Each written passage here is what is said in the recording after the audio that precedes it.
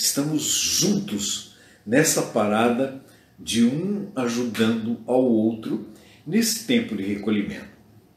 Eu presumo, amigo, que você ainda está aí com a sua família, com o seu ajuntamento, com as suas coisas, na dificuldade, na luta. E a oração primeira é de agradecimento ao nosso Deus. Então, junto comigo, agradeçamos ao Pai pelas bênçãos que Ele nos deu. Ó Pai eterno, nós te agradecemos pela tua bondade, pela tua misericórdia.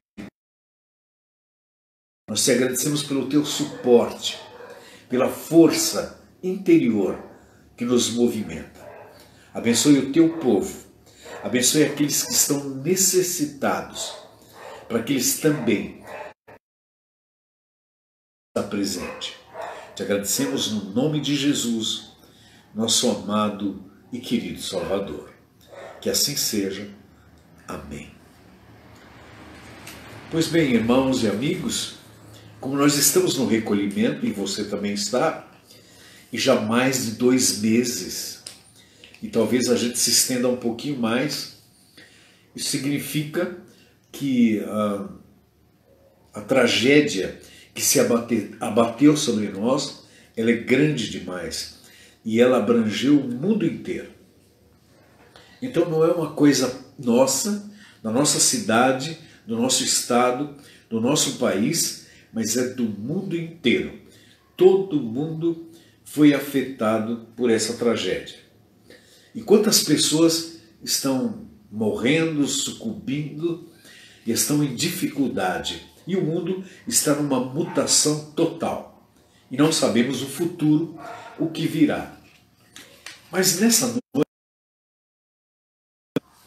e esse compartilhar da palavra de Deus é baseado ainda no livro de Reis, 1 Reis, capítulo 17. E eu quero compartilhar a história de Elias, o profeta que foi a Acabe, o rei de Israel, e disse que não choveria sobre a terra. E por 3 anos e meio não choveu sobre a terra. E o resultado disso foi fome e seca abundantemente. E então ele sai dali e ele vai para o vale de Querite, um riacho. E ali ele é sustentado por corvos que trazem carne e pão todos os dias.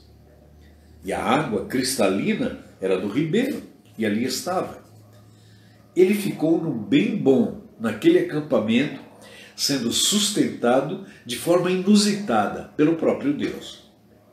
Mas em solidão, no particular e escondido, Elias estava escondido, porque o rei Acabe, o mau rei Acabe, ele estava tentando perseguir a Elias.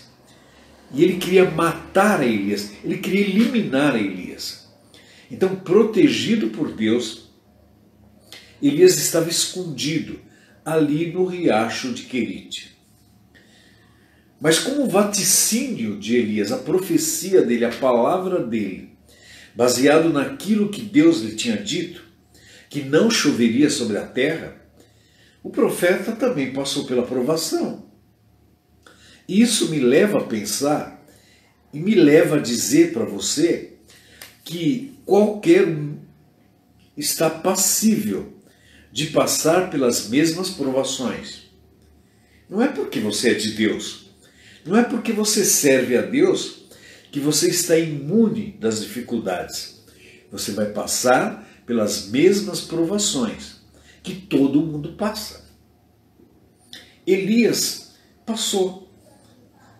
E aí o tempo de seca invadiu a terra, o lago, o ribeiro secou, a lagoinha secou e de repente ele passa sede e fome e necessidade.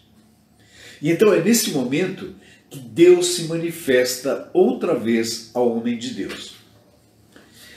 E aqui eu quero chamar a atenção para mais uma coisa interessante. Porque eu estou falando para um público, para pessoas que temem a Deus, que que servem a Deus, que são de Deus, são cristãos, que creem em Deus. E se creem em Deus, você vai entender essa colocação a respeito do Todo-Poderoso. E eu disse aqui que Deus falou a Elias. Como é que Deus fala? Como é que Deus se manifesta? Como é que o servo de Deus ouve a voz de Deus? Isso é muito complicado para o nosso entendimento, porque esse Deus que nós não vemos, nós não pegamos, ele é um Deus que está muito além daquilo que nós podemos imaginar, que a nossa mente pode captar. No entanto, esse Deus, ele consegue se comunicar conosco, falar conosco, induzir em nós a certeza de que ele está nos conduzindo. Isso aconteceu com Elias. E Elias ouviu o mandar de Deus, a ordem de Deus. E então, amigo, 4 coisas Deus disse a Elias. E a primeira coisa que eu quero registrar é que Deus disse assim a Elias: Elias, dispõe-te. Elias, dispõe-te. Isso é muito interessante, porque essa expressão dispõe-te que Deus deu a Elias ia de encontro à vontade de Elias. O que Deus estava dizendo para ele é: Elias, agora que a tua vontade se manifeste. É a mesma coisa lá do Novo Testamento, quando aquele filho pródigo estava ali no lodaçal, junto com os porcos, e de repente ele diz assim: levantar-me-ei. Naquele momento ele estava se dispondo para uma ação. Então o que Deus está ordenando a Elias é que ele se disponha para a ação. Dispõe-te. Isso é maravilhoso. E é a primeira coisa que eu quero compartilhar com você. Porque você está em recolhimento. Você está aí no seu lar, na sua casa. Está longe de tudo, afastado de tudo. E talvez esteja até deprimido. Então, nessa noite, a primeira mensagem do Senhor, e essa é para você, é essa: disponha-se. Disponha-se. Que a sua vontade agora, ela seja manifesta dentro de você. E aí, dessa forma, agindo assim, você tem a capacidade de tomar uma posição, de tomar uma atitude e enfrentar tudo que se aparece diante de você. Sabe por quê, amigo? Porque os dias de recolhimento vão acabar. Eles vão passar. E aí, a sua disposição há de ser necessária para você enfrentar o que virá pela frente. Então, quando você está diante de um fato que se aparece, que se mostra para você, a primeira coisa de recomendação é essa: disponha-se, tome uma atitude e vá para a ação. Se você não fizer isso, você há de rejeitar o fato, você há de negar o fato, você há de deixar o fato para lá. E aí você caminha para uma depressão profunda, porque você afeta você mesmo. Então, a primeira lição nessa noite é que você se disponha à ação. E essa ação não quer dizer que você tem que ir para o trabalho amanhã, não quer dizer que você tem que ir à luta amanhã, mas quer dizer que a sua situação interior esteja aberta, com disposição para agir naquilo que for preciso, naquilo que for necessário para a sua vida. A dimensão moral do homem, ela decorre do fato da vontade dele. É preciso que o homem tenha vontade. Se ele não tiver vontade, as coisas não acontecem na sua vida. E isso vale para todo mundo. Então, essa primeira lição, guarde no seu coração. Que a vontade da ação, ela tem que ser forte dentro de você. E Deus, no momento adequado, há de dizer: disponha-se, disponha-se para a ação. Sabe outra coisa que me chama a atenção nisso? É que quando você age assim, você tira a responsabilidade de Deus e Ele deixa a sua responsabilidade pessoal, Ele deixa para que você assuma a sua. Então Deus fica à parte e você assume a responsabilidade. Aí a questão não é mais de Deus, é sua. Percebeu? Eu não posso mais jogar para cima de Deus, porque Deus me permitiu e eu assumi, e agora é comigo. É isso que Deus quer. Quando Ele ordena para você, disponha-se, e você se dispõe, a responsabilidade passa a ser sua, de fazer a vontade dEle. E Ele fica à parte, esperando que você faça. Então, quando Deus diz para Elias: disponha-te, era nesse sentido que Elias assumisse a responsabilidade da ação. O que eu estou dizendo aqui, se você quiser questionar alguma coisa, amigo, eu estou em boa companhia. A minha companhia é de Agostinho, a minha companhia é de Descartes. Gente muito mais sábia do que eu, e que assim também pensava. E é dessa maneira que eu penso. Quando você se dispuser para a ação, Deus permite que isso aconteça e você há de fazer sem a responsabilidade dele, mas sob o cuidado dele. A responsabilidade passa a ser sua. Por isso a ordem de Deus: Elias, dispõe-te. E eu digo para você, amigo, disponha-se a fazer o que Deus quer na sua vida. A segunda ordem que Deus deu a Elias foi: vai a Sarepta, disponha-te e vai a Sarepta. Aqui é outra coisa interessante. Sarepta era de Sidom, era dos sidônios. E essa terra era a mesma terra de Jezabel, a má rainha, a mulher de Acabe. Ela era dos sidônios. E então agora Deus está mandando Elias ir à terra dos sidônios, a terra daquela que era inimiga figadal dele, Jezabel. Mas é ordem de Deus.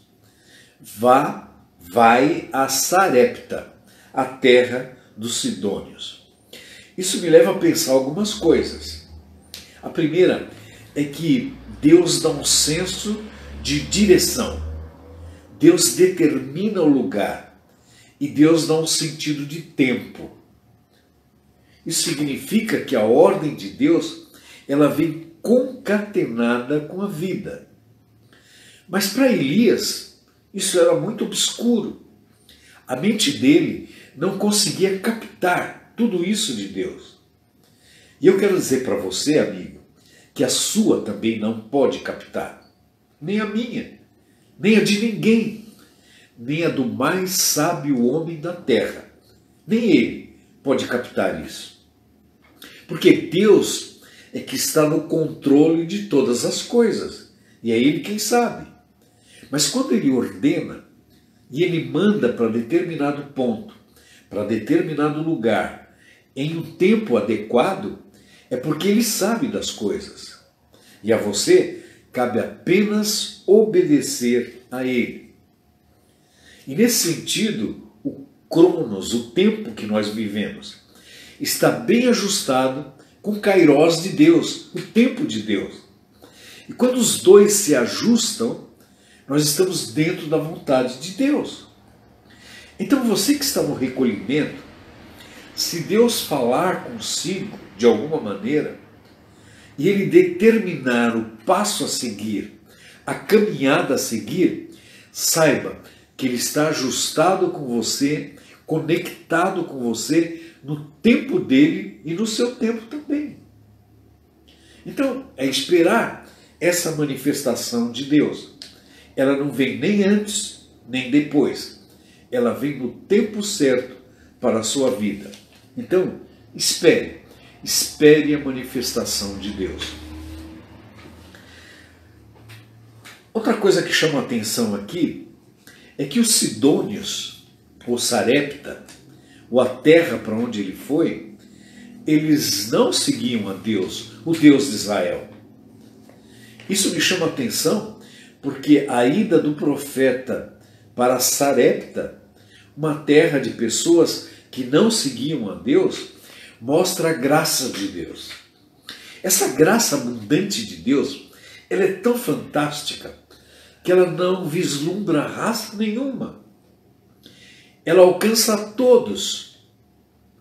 Por isso eu não gosto muito daquelas mensagens, quando vem pela internet, por aí, contra uma raça, contra outra raça, que alguém fez isso ou fez aquilo. Porque todos são alvo da graça de Deus. E aquelas pessoas de Sarepta, os sidônios, também eram alvo da graça de Deus. E então lá vai o profeta Elias para Sarepta, a mando de Deus. A terceira ordem de Deus para Elias foi: agora, Elias, em Sarepta, demora ali, fica ali, dá um tempo ali. A primeira, Elias, disponha-se a ir. Ele se dispôs. A segunda é: vai Elias a Sarepta. E ele foi a Sarepta. Agora a terceira ordem: Elias, fica o tempo que for preciso em Sarepta. Isso me chama a atenção, porque nas ordens de Deus, elas vêm a conta-gotas. Ele não dá detalhes. Ele dá a ordem e é uma por vez. E a gente continua no escuro. A nossa percepção não alcança. Cabe a nós apenas a obediência ao seu mandato. E então, Elias obedece, vai a Sarepta e fica ali. E ali ele seria abençoado. Por outro lado, ele seria o abençoador daquela mulher que o hospedava. Isso me leva a pensar uma outra coisa que eu quero que você entenda. Quando Deus mandar, quando Deus ordenar e disser para você, você vai para tal lugar e ali você há de ficar o tempo que eu determinar, não apresse o rio. Fique no tempo que Deus determinar, porque você há de conviver com outra pessoa. E a convivência, amigos, não é fácil. É muito difícil conviver. Ainda outro dia eu vi num jornal desses aí, um informativo, e o informativo dizia que há muitas agressões nos lares. E por que agressões? Por causa da convivência.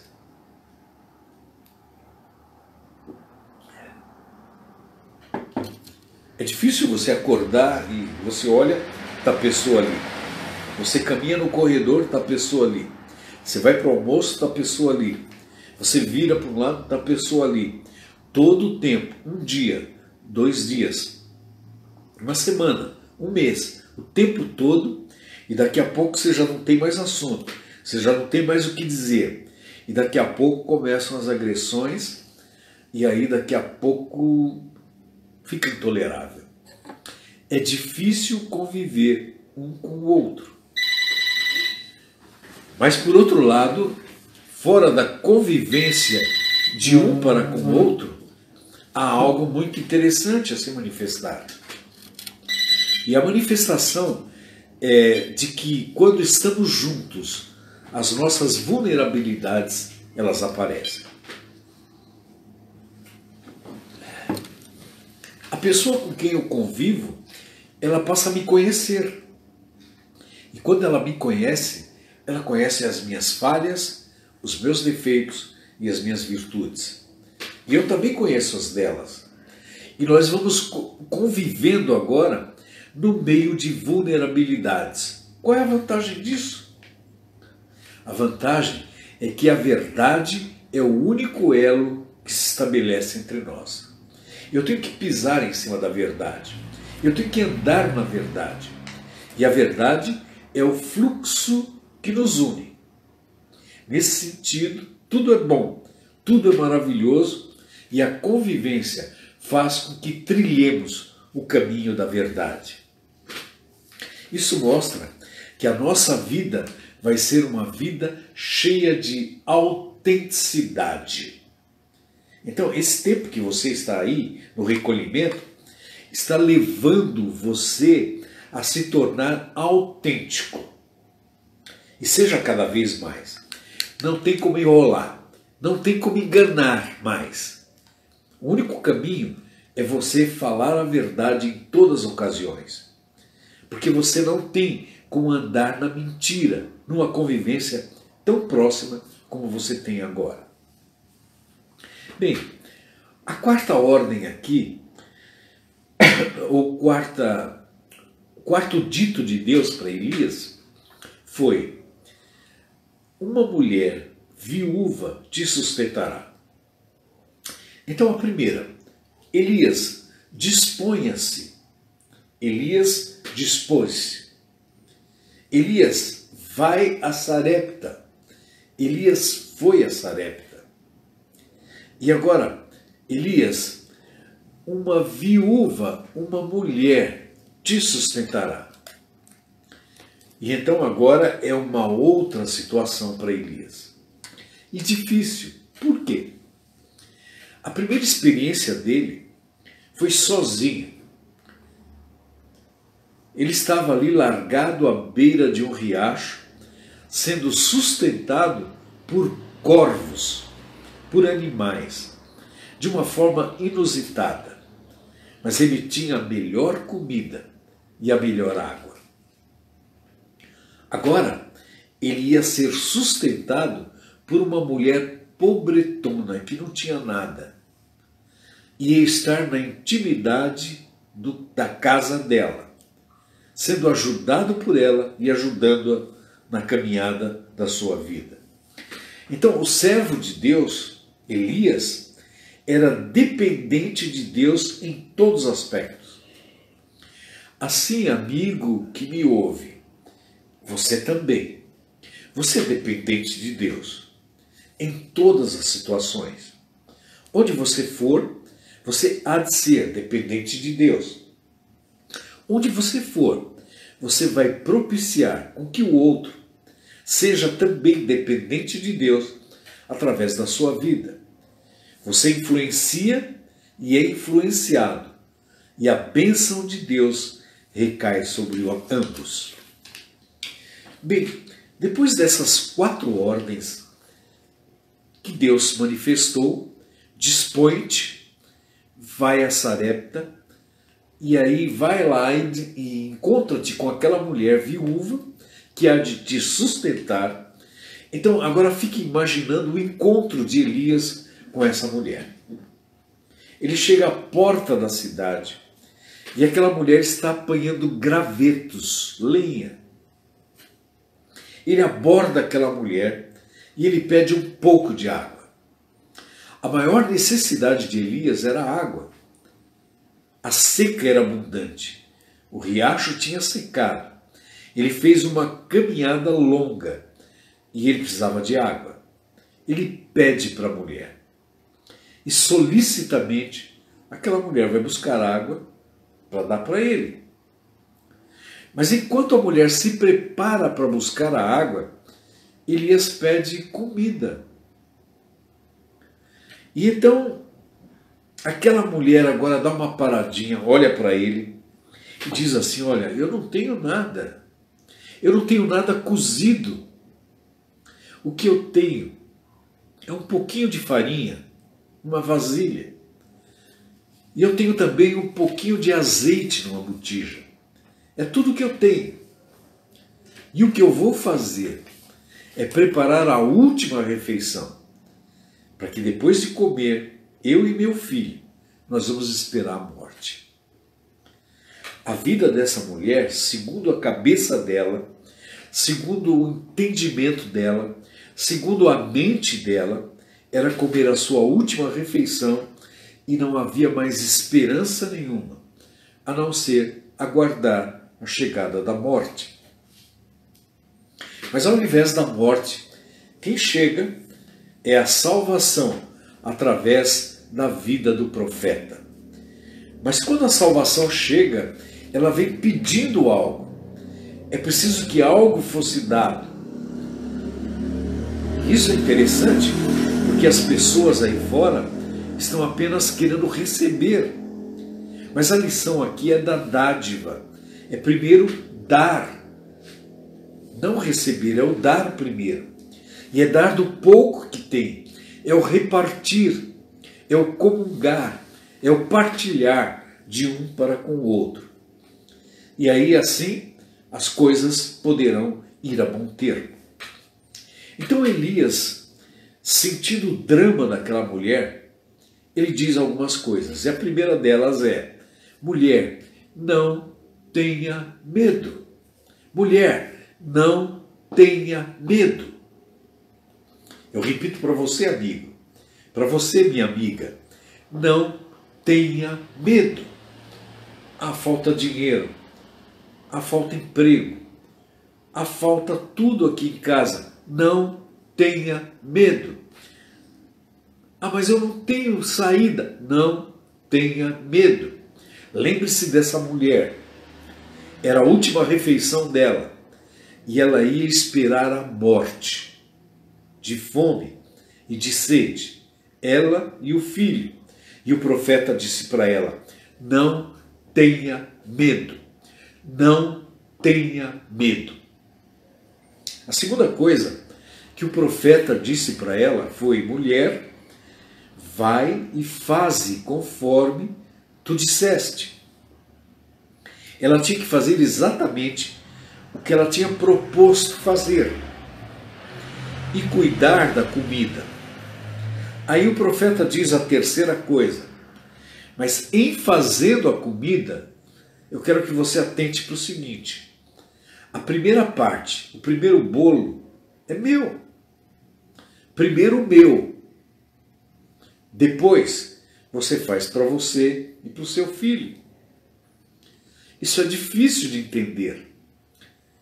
Por que o profeta primeiro e ela depois? Porque as coisas, quando elas são legitimadas, regidas pela graça de Deus, o outro sempre tem preferência. Quando você se dispuser a algo, a fazer algo, o outro é o preferido. O outro tem preferência. Primeiro o outro. Quando você namorava, amigo, você tinha sua garota, por exemplo, e naquela época as pessoas eram educadas, bem educadas, e aí quando chegava perto do carro, aí você abria a porta do carro para que a donzela entrasse. Primeiro as damas, depois os cavalheiros. Não era assim? Era uma gentileza. Primeiro o outro ou a outra. Hoje não. Hoje os filhos atropelam. Hoje todo mundo chega primeiro. Todo mundo quer passar na frente. Ninguém respeita a fila de nada. Todo mundo quer levar vantagem. Todo mundo quer ganhar em cima do outro.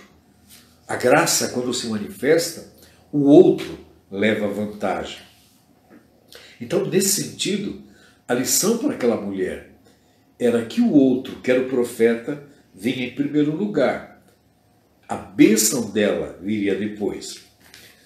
E aí Elias completa para ela: assim diz o Senhor.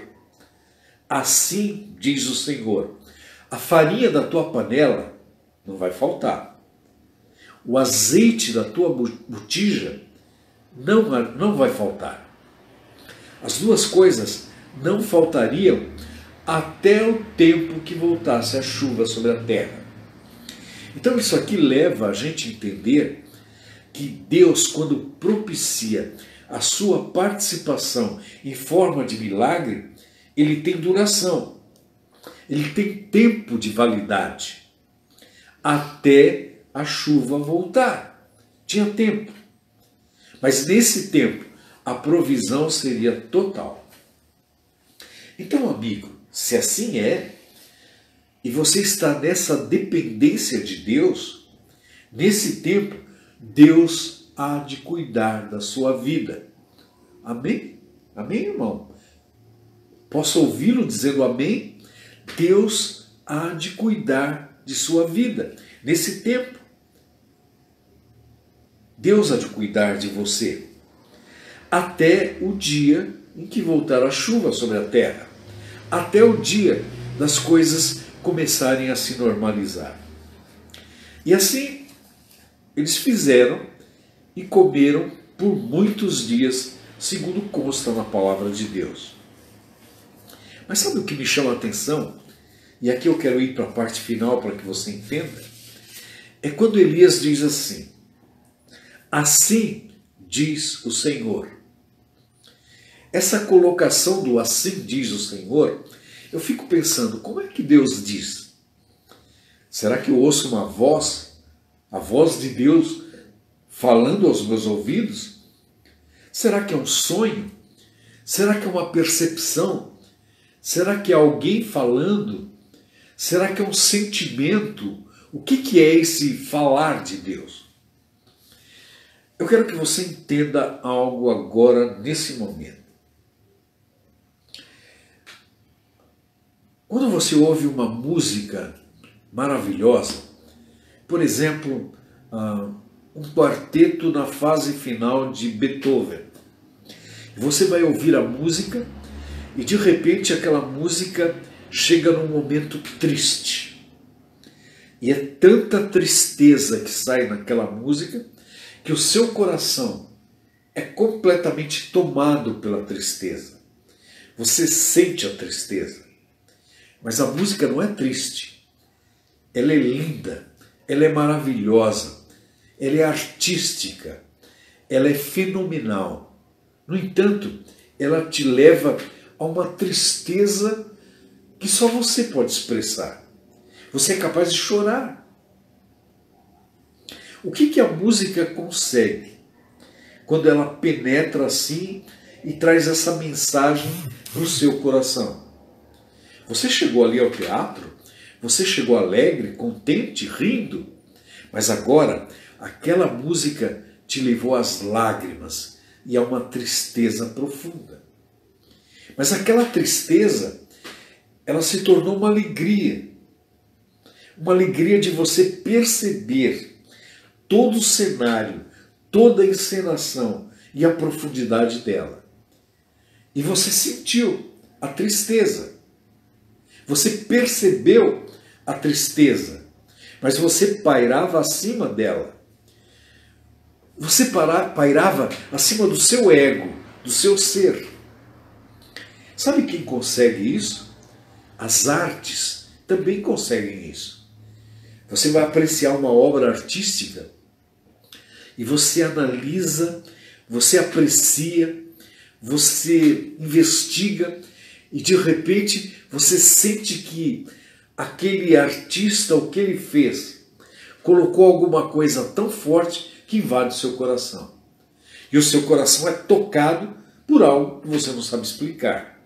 E de repente, a mensagem que aquele artista queria transmitir entrou no seu coração sem nenhuma palavra dita. Isso significa que as palavras não podem traduzir tudo. As palavras são limitadas. Como que uma palavra pode traduzir a expressão de Deus? Ela não pode.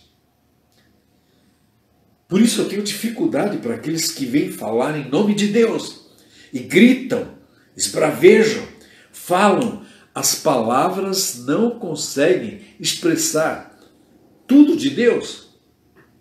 Então, nesse sentido, dessa forma, Deus se manifesta de uma maneira singular na religião.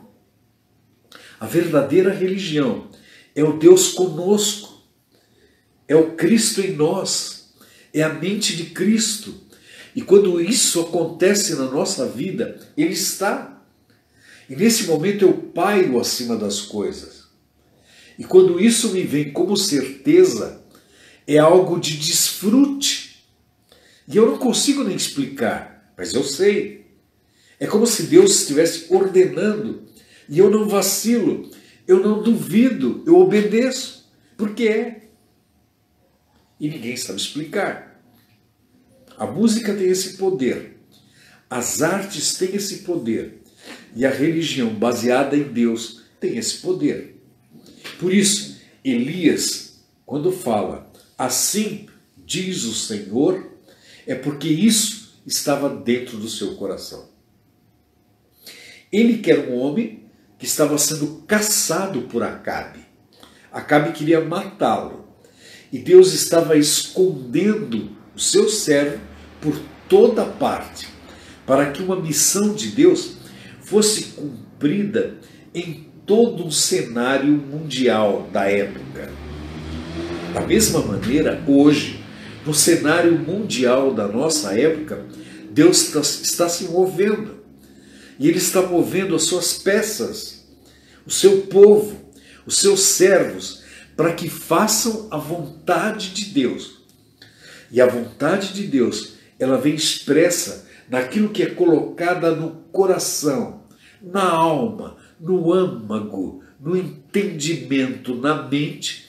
E quando nós estamos com a mente de Cristo, nós sabemos e saberemos como agir, como fazer a cada momento.